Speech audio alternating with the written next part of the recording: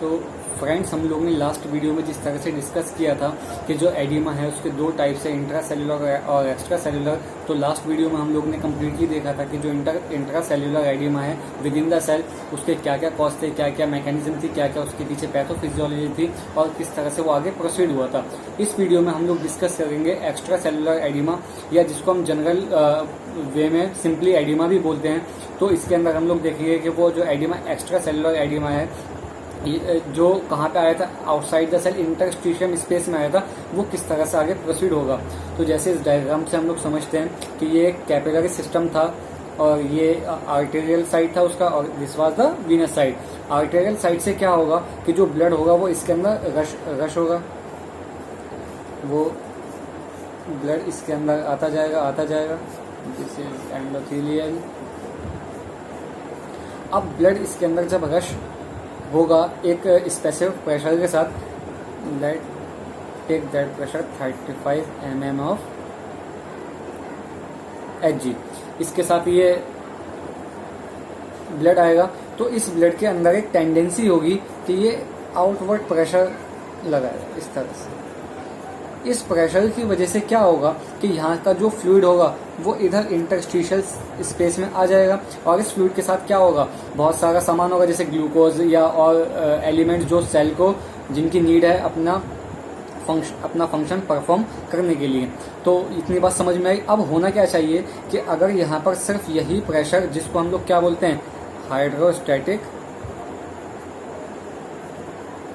Pressure, हम क्या बोलते हैं, हाइड्रोस्टैटिक प्रेशर। तो अगर सिर्फ यहाँ पे हाइड्रोस्टैटिक प्रेशर ही होगा तो यहाँ से सारा फ्लूइड कहाँ चला जाएगा, इंटरस्टिशियल स्पेस में आ जाएगा। लेकिन ऐसा होता नहीं है। तो उसको प्रिवेंट करने के लिए हमारे पास ब्लड में 3 टाइप की प्रोटीन्स प्रेजेंट हैं। कौन सी क्या प्रेजेंट हैं? Proteins. First is albumin, second is globulin and third is fibrinogen, जिसमें हम लोग जानते हैं कि जो फिब्रिनोजेन है उसका काम क्या है, क्लॉटिंग में। Globulin is associated with defence mechanism, and जो एल्ब्यूमिन है it is most abundant and it is associated with oncotic pressure. तो हमने समझा कि जो प्रोटीन्स हैं ये भी एक स्पेशल टाइप का प्रेशर अप्लाई करती हैं इस सिस्टम के अंदर, जिसको हम क्या बोलते हैं, oncotic pressure. Oncotic pressure which is mainly induced by protein called albumin. तो ये जो ऑन्कोटिक प्रेशर है इसकी भी अपनी एक स्पेसिफिक वैल्यू होगी। तो इस अगर हम आर्टेरियल एंड की बात करें तो यहाँ पे हाइड्रोस्टैटिक प्रेशर भी एक रोल प्ले कर रहा था और ऑन्कोटिक प्रेशर भी अपना रोल प्ले कर रहा था। तो जो हाइड्रोस्टैटिक प्रेशर है इसका फंक्शन क्या होगा, it will exert pressure outside the capillary, और जो ऑन्कोटिक प्रेशर था इट एक्ट एज सकर और holder, and it act as pusher. तो ये फ्लूइड को बाहर धक्का देगा और ये फ्लूइड को अपने अंदर रोकना चाहेगा। तो जिसकी वजह से यहाँ पे ये चीज बैलेंस हो जाएगी, and these forces are called Starling forces. अब ये 35 mmHg, ये 25 mmHg, तो नेट प्रेशर कहाँ होगा, आउटसाइड। तो यहाँ से कुछ अमाउंट में फ्लूइड लीक होके इस साइड आ जाएगा।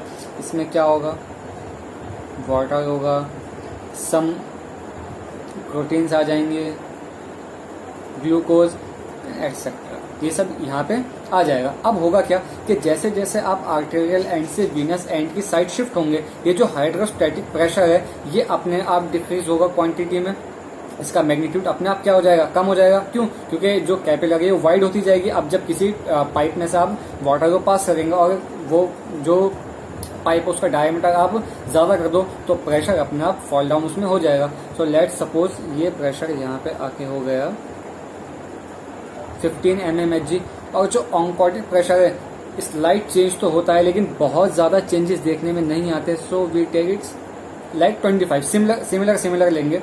तो इस साइड के कंपार्टमेंट में क्या था, हाइड्रोस्टैटिक प्रेशर ज्यादा था, ऑन्कोटिक प्रेशर कम था, जिसकी वजह से जो नेट फोर्स थी वो आउटवर्ड थी। तो मैक्सिमम फ्लूइड का क्या हुआ था, ई फ्लक्स, वो फ्लूइड यहाँ पे आ चुका।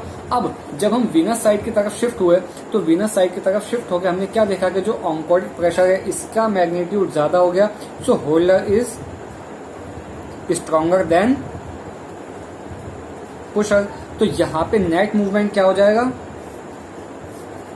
इनफ्लक्स। यहाँ पे क्या हो जाएगा, इनफ्लक्स। तो जितना जितना फ्लूइड यहाँ पे आया था वो यहाँ से एब्जॉर्ब बैक होकर वापस चला जाएगा। उसके बाद एक चीज समझने वाली है कि जो ये प्रोटीन्स यहाँ पे आए थे, इनके साइज बिग होने की वजह से, इनका साइज ग्रेटर होने की वजह से ये इस एंडोथेलियल गैप से एब्जॉर्ब नहीं हो सकते। तो अब ये यहाँ पे एक्यूमुलेट होना स्टार्ट हो जाएंगे, यहाँ पे एक्यूमुलेट होना स्टार्ट हो जाएंगे।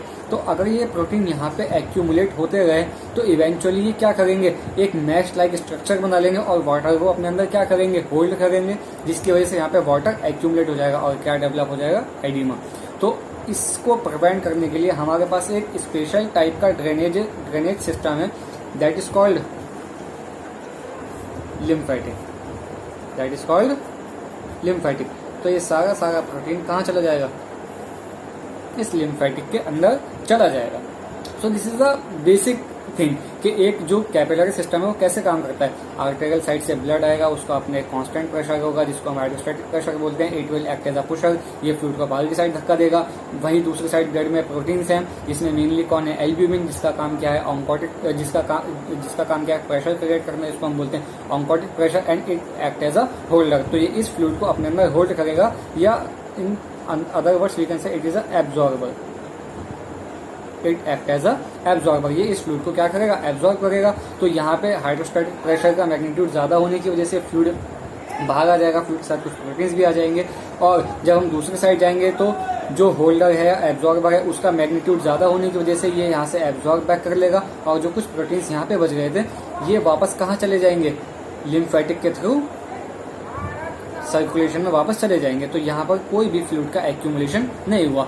अब बेसिक चीज ये है कि जब कभी भी इस सिस्टम में जो ये फोर्सेज हैं, स्टार्लिंग फोर्सेज या जो ड्रेनिंग सिस्टम है, इसमें कोई प्रॉब्लम है, इसमें कोई डिस्टर्बेंस आती है, तब जाके क्या होगा, यहाँ पे वाटर एक्यूमुलेट होगा। और यहाँ पे जब वाटर एक्यूमुलेट होगा तो और उसी को हम लोग क्या बोल देंगे, we call that edema.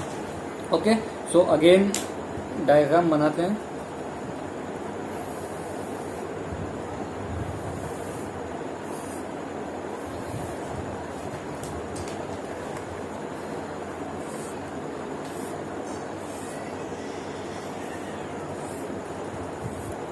Okay,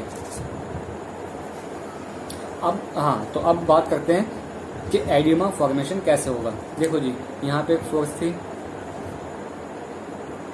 hydrostatic pressure, यहाँ पे एक फोर्स था, ऑन्कोटिक प्रेशर, यहाँ पे फोर्स है hydrostatic pressure. These are Starling forces. अब होगा क्या कि जब ये स्टार्लिंग फोर्सेस डिस्टर्ब हो जाएंगी, so they will lead to formation और डेवलपमेंट ऑफ एडिमा। वो कैसे कि सर, हाइड्रोस्टैटिक प्रेशर जब ज्यादा हो जाएगा, पहला कॉज क्या था, इंक्रीज हाइड्रोस्टैटिक प्रेशर। सर ऐसा कोई भी कॉज जिसकी वजह से जो हाइड्रोस्टैटिक प्रेशर है वो ज्यादा हो जाएगा, तो उसके रिस्पॉन्स में क्या होगा, यहाँ से ज्यादा फ्लूइड इंटरस्टिशियम में आएगा, और जब ज्यादा से ज्यादा इस इंटरस्टिशियम में फ्लूइड आएगा तो देयर इज अ चांस और there is a tendency to develop edema. But होगा क्या कि जब यहाँ से ज्यादा फ्लूइड आएगा तो यहाँ पे ड्रेनेज सिस्टम भी तो है।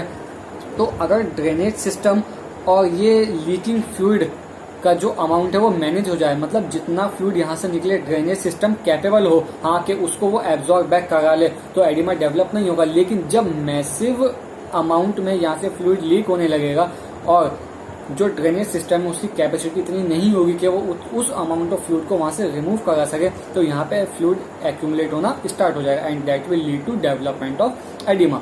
उसके बाद जो इंक्रीज हाइड्रोस्टैटिक प्रेशर है उसके क्या क्या कॉज हो सकते हैं, तो सबसे पहला कॉज हो सकता है इम्पेयर वीनस रिटर्न। कि सर ये जो वीनस रिटर्न था, यहाँ से जो ये वापस जा रहा था, इसमें प्रॉब्लम आ गई। अब जब इस वीनस रिटर्न में प्रॉब्लम आएगी तो क्या होगा कि जितना फ्लूइड इसको एब्जॉर्ब बैक होकर यहाँ से निकलना चाहिए था वो यहाँ से निकल नहीं पाएगा, और जब निकल नहीं पाएगा तो बैक प्रेशर लगाएगा, और जब बैक प्रेशर लगेगा यहाँ पर तो क्या होगा, हाइड्रोस्टैटिक प्रेशर की मैग्नीट्यूड अपने आप इंक्रीज हो जाएगा। अब जो इम्पेयर्ड वीनस रिटर्न है ये किस किस कंडीशन में हो सकता है, नंबर 1 कंजेस्टिव हार्ट फेलियर, कि सर जो राइट हार्ट था या जो सिंपल हमारा हार्ट था वो फेल हो चुका, heart is not able to pump. जब हार्ट पंप नहीं कर पाएगा तो जो राइट साइडेड हार्ट है वो फेल रहेगा, और जब उसके अंदर वीनस रिटर्न ही नहीं आएगा तो वो वीनस रिटर्न क्या करेगा, बैक फ्लो लगाएगा। तो इस तरह से दूसरा कॉज क्या हो सकता है, कॉन्स्ट्रिक्टिव पेरिकार्डाइटिस।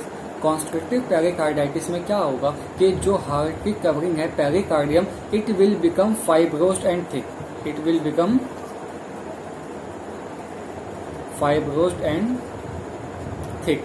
तो जब ये फाइब्रोस्ड और थिक हो जाएगी तो ये हार्ट को अपने मैक्सिमम पोटेंशियल पे डायलेट नहीं होने देगी। जब हार्ट मैक्सिमम पोटेंशियल पे डायलेट नहीं होगा तो क्या होगा, उसमें फिलिंग अच्छी तरह से नहीं हो पाएगी। जब कंप्लीट फिलिंग नहीं होगी तो वीनस रिटर्न जो कैपिलरी सिस्टम है और जो वीनस सिस्टम है वहां पे रहना स्टार्ट हो जाएगा, और इसी तरह से वो इकट्ठा हो होके क्या करेगा, बैक फ्लो लगाएगा, और जिसकी वजह से हाइड्रोस्टैटिक प्रेशर इंक्रीज होगा।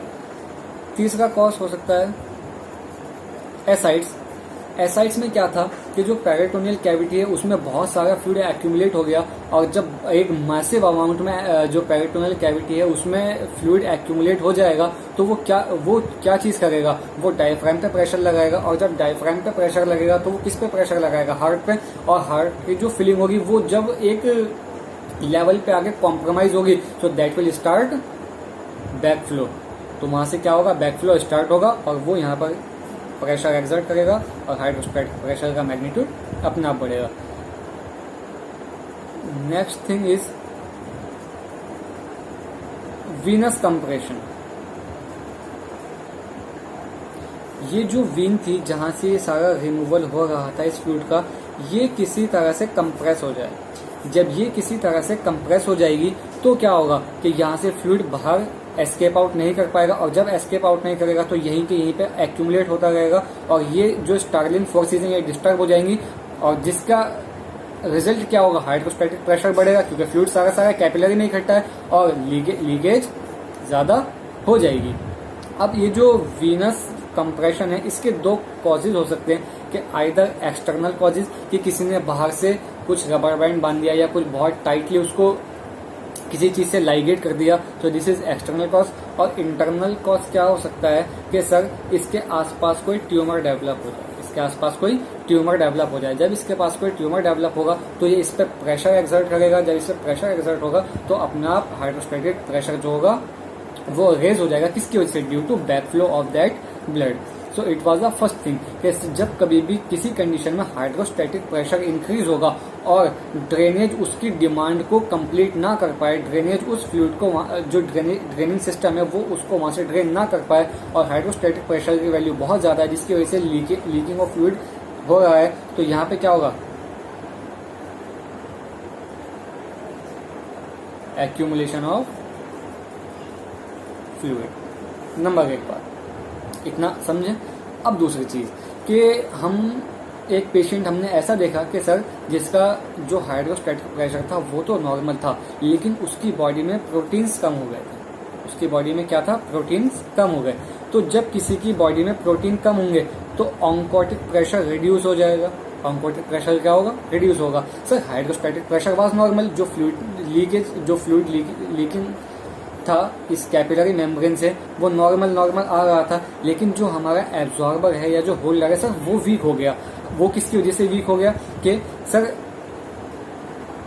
Decrease protein. अब ऐसा कोई भी कॉज जिसकी वजह से बॉडी में प्रोटीन का क्वांटिटी जो है वो डिक्रीज हो जाए तो क्या होगा, ऑन्कोटिक प्रेशर रिड्यूस हो जाएगा, और जब ऑन्कोटिक प्रेशर रिड्यूस हो जाएगा तो एब्जॉर्बर हमारा अच्छी तरह या सक्शन प्रेशर जो है वो काम नहीं कर पाएगा। अब ऐसे कौन कौन से कॉजेज हैं जिसकी वजह से प्रोटीन डिक्रीज होगा, कि अब इसमें दो तीन बातें कि सर या तो बॉडी में प्रोटीन बन ही नहीं पा रहा है, बॉडी प्रोटीन की फॉर्मेशन नहीं कर पा रही है। दूसरी चीज, बॉडी में प्रोटीन एब्जॉर्ब नहीं हो पा रहा है। तीसरी चीज कि सर बॉडी से प्रोटीन वेस्ट बहुत ज्यादा हो रहा है, निकल बहुत ज्यादा रहा है। तो फॉर्मेशन की बात करें तो कोई भी ऐसी लिवर डिजीज जिसमें प्रोटीन फॉर्मेशन अफेक्टेड हो, जैसे सिरोसिस और हेपेटाइटिस, सिरोसिस या हेपेटाइटिस, तो सर इसकी वजह से तो बॉडी में प्रोटीन ही नहीं बन पा रहे। जब बॉडी में प्रोटीन ही नहीं बनेंगे, स्पेशली एल्ब्यूमिन ही नहीं बनेगा, तो ऑन्कोटिक प्रेशर कौन प्रोड्यूस करेगा? और जब ऑन्कोटिक प्रेशर प्रोड्यूस नहीं होगा तो यहाँ जो नॉर्मल फ्लूइड एक्यूमुलेट हो रहा था वो एक्यूमुलेट होता जाएगा और एक टाइम के बाद क्या होगा, इतना ज्यादा एक्यूमुलेट हो जाएगा कि that will result as a edema. उसके बाद एब्जॉर्प्शन की बात करें तो sir some diseases like celiac disease में एब्जॉर्प्शन कॉम्प्रोमाइज हो जाता है। तो सर बॉडी में इनटेक तो प्रोटीन का है लेकिन एब्जॉर्ब नहीं हो पाएगा। तीसरी चीज है वेस्ट, कि सर बॉडी में एक ऐसी प्रॉब्लम हो गई जिसकी वजह से प्रोटीन लीक आउट बहुत ज्यादा बॉडी से एज अ वेस्ट फॉर्म में प्रोटीन बहुत ज्यादा एक्सक्रीट हो रहा है, जैसे nephrotic syndrome. Last one thing कि सर जो प्रोटीन है वो इनटेक ही कम है बॉडी में, जैसे माल न्यूट्रिशन में क्वाशियोल्टर। सो दे आर सम फैक्टर्स या दे आर सम कॉजेज जिसकी वजह से जो ऑन्कोटिक प्रेशर है बॉडी में वो क्या हो जाएगा, रिड्यूस हो जाएगा। तो जब ऑन्कोटिक प्रेशर रिड्यूस हो जाएगा तो ये फ्लूइड एब्जॉर्ब बैक नहीं हो पाएगा, और जब ये फ्लूइड एब्जॉर्ब बैक नहीं हो पाएगा तो यहाँ पे बहुत सारा फ्लूइड इकट्ठा हो जाएगा और वो किसकी शक्ल में दिखेगा हमको, as a edema. Now last thing is के ये जो हाइड्रोस्टैटिक प्रेशर था और जो ऑन्कोटिक प्रेशर था जिसको हमने एक साथ बोला था स्टार्लिंग फोर्सेस, सर ये तो डिस्टर्ब नहीं है, ये तो बिल्कुल अपनी जगह ठीक है, लेकिन ये जो लिम्फेटिक ड्रेनेज है ये ब्लॉक हो गया किसी तरह से। ये क्या हुआ सर, ब्लॉक हुआ।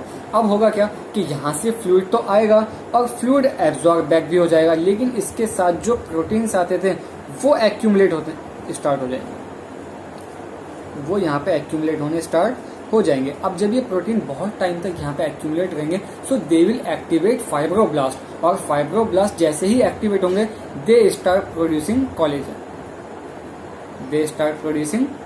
Collagen, mesh like structure. और ये जो कॉलेजन फॉर्मेशन हुआ इसके अंदर जो प्रोटीन सेल्यूलर डेब्रिस थे, इन्होंने क्या किया, अपने अंदर वाटर को होल्ड करना स्टार्ट किया। So after a long time कि जब ये नॉर्मल प्रोटीन्स यहाँ पे पड़े वाटर को एब्जॉर्ब करते रहेंगे, मैश लाइक स्ट्रक्चर बनाते रहेंगे, after a course of time they will develop into oedema. Now एक चीज समझने वाली यहाँ से डिफरेंशिएट होती है कि there are two type of edema. One is pitting edema and another is non pitting edema. तो इसको समझने वाली चीज क्या है यहाँ पे कि हमारे पास दो पेशेंट आए, एक पेशेंट की जो स्टार्लिंग फोर्सेस थी यानी हाइड्रोस्टैटिक प्रेशर और ऑन्कोटिक प्रेशर था वो डिस्टर्ब था, लेकिन जो दूसरा पेशेंट था उसका हाइड्रोस्टैटिक प्रेशर भी नॉर्मल था और ऑन्कोटिक प्रेशर भी उसका नॉर्मल था, लेकिन जो लिम्फेटिक ड्रेनेज है वो किसी वजह से ब्लॉक हो चुकी थी, वो किसी वजह से क्या हो गई थी, ब्लॉक हो गई थी। तो अब क्या था कि जब हमने पहले पेशेंट को देखा तो जिसके फॉर एग्जाम्पल कि यहाँ पे हाइड्रोस्टैटिक प्रेशर और ऑन्कोटिक प्रेशर में प्रॉब्लम थी लेकिन लिम्फेटिक ड्रेनेज ठीक था, तो यहाँ पे क्या होगा, यहाँ पे सारा फ्लूइड इकट्ठा होगा, लेकिन जो प्रोटीन इस फ्लूइड के साथ निकला था वो ड्रेनेज इजीली हो जाएगा। तो जब आप इस पे स्मॉल फोर्स को अप्लाई करेंगे तो इट विल क्रिएट अ पिट, यहाँ पे गड्ढा बन जाएगा। सो दिस पिट, तो ये पिट फॉर्मेशन की वजह से इसका नाम क्या दिया गया, पिटिंग एडिमा। क्यों? क्योंकि ये जो वाटर एब्जॉर्ब था फोर्स लगाने की वजह से वाटर चारों तरफ डिस्प्लेस हो गया और उस वाटर के डिस्प्लेसमेंट की वजह से यहाँ पे पिट फॉर्मेशन हुआ, और जैसे ही आप हाथ हटाएंगे तो वाटर अपना स्पेस को वापस ऑक्यूपाई करेगा और ये बिल्कुल सेम दिखेगा। लेकिन नेक्स्ट थिंग क्या है कि सर जो सेकंड वाला पेशेंट था उसमें ऑन्कोटिक प्रेशर और हाइड्रोस्टैटिक प्रेशर यानी स्टार्लिंग फोर्सेस नॉर्मल थी, लेकिन उसका जो लिम्फेटिक ड्रेनेज था वो ब्लॉक था। तो जितना फ्लूइड यहाँ पे आएगा वो यहाँ से एब्जॉर्ब बैक तो हो जाएगा, लेकिन ओवर कोर्स ऑफ टाइम ये जो प्रोटीन था ये फाइब्रोब्लास्ट को एक्टिवेट करके कॉलेजन डिपॉजिट करा के अपने ऊपर मैश लाइक स्ट्रक्चर बना के वाटर को होल्ड करा के ये भी क्या डेवलप करेगा, एडिमा। तो जब आप इस पे प्रेशर अप्लाई करेंगे तो ये जो मैश लाइक स्ट्रक्चर था कॉलेजन का प्रोटीन था you can not displace it by applying a force. तो ये फोर्स अप्लाई करने की वजह से ये आप इसको डिस्प्लेस नहीं कर सकते, और जब आप इसको डिस्प्लेस नहीं कर पाएंगे तो यहाँ पे पिट नहीं बनेगा। That's why it is called non pitting edema. So it is a differentiating point between edema कि किसी पेशेंट के अगर पिटिंग एडिमा है so we will look for hydrostatic pressure, oncotic pressure और सिंपली स्टार्लिंग फोर्सेज, और किसी patient को अगर नॉन पिटिंग एडिमा है so we will look for what, lymphatic drainage. अब ऐसे कौन कौन से कॉजेज हो सकते हैं जो लिम्फेटिक ड्रेनेज को ब्लॉक करे?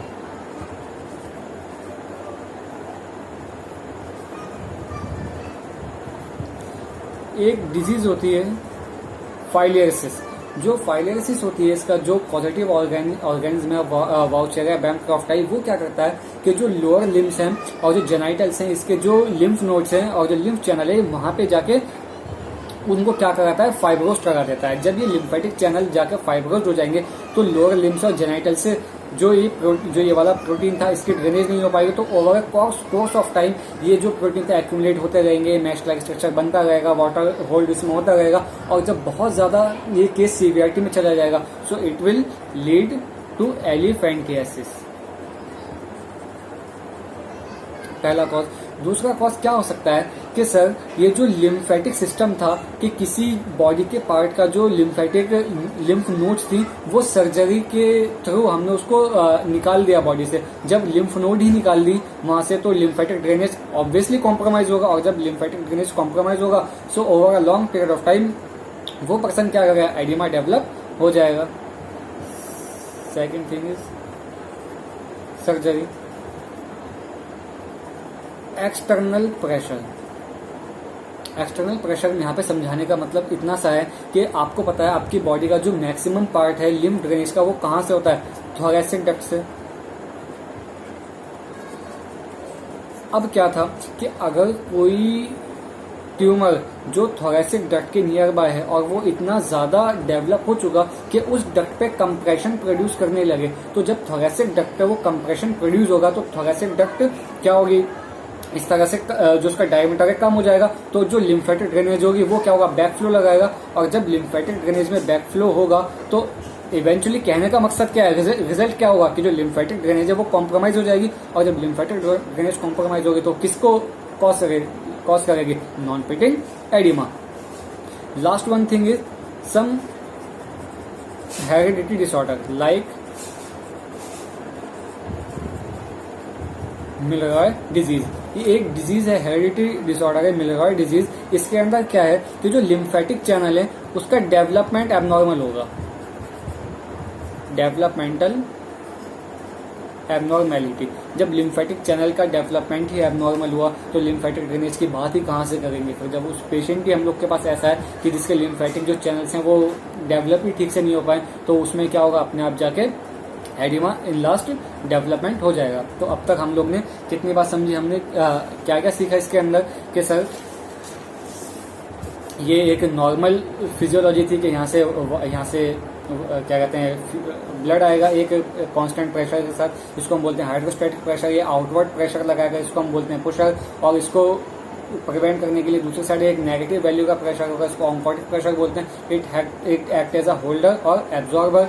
ये एक नॉर्मल चीज है। इस साइड वैल्यू हाइड्रोस्टैटिक प्रेशर की ज्यादा होगी तो फ्लूइड लीक होकर कंपार्टमेंट में आ जाएगा। जब जैसे वीनस साइड जाएंगे तो हाइड्रोस्टैटिक प्रेशर कम हो जाएगा। जो होल्डर है या एब्जॉर्बर है या ऑन्कोटिक प्रेशर है उसकी वैल्यू क्या रहेगी, नॉर्मल अपनी सेम रहेगी, तो यहाँ से फ्लूइड एब्जॉर्ब बैक हो जाएगा, और जो प्रोटीन यहाँ से लीक आउट हुए थे वो लिम्फेटिक चैनल के थ्रू कहाँ चले जाएंगे, यहाँ से ड्रेन होके चले जाएंगे।